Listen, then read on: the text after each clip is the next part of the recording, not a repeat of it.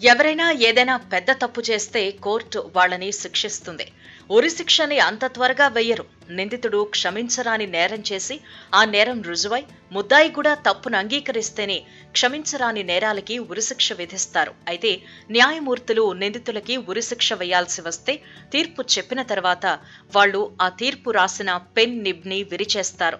సినిమాల్లో మీరు దీన్ని చూసే ఉంటారు. అయితే ఎందుకిలా చేస్తారు? భారతీయ న్యాయమూర్తులు బ్రిటిష్ రాజు కాలం నుండి ఎవరైనా దోషికి మరణశిక్ష విధించిన తర్వాత వారి పెన్నుల నిబ్ని పగలగొట్టే ఆచారాన్ని అనుసరించడం జరుగుతోంది.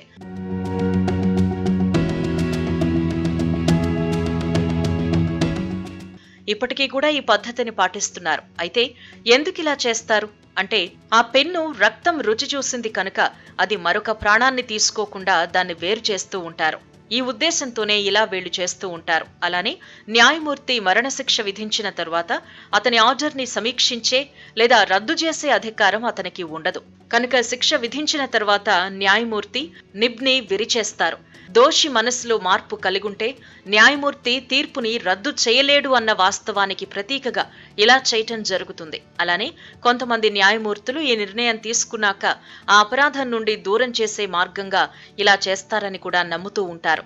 ఇలా ఈ కారణాల వల్ల ఉరిశిక్ష విధించిన తర్వాత జడ్జ్ పెన్ నిబ్ని విరిచివేస్తారు అని ప్రతీతి.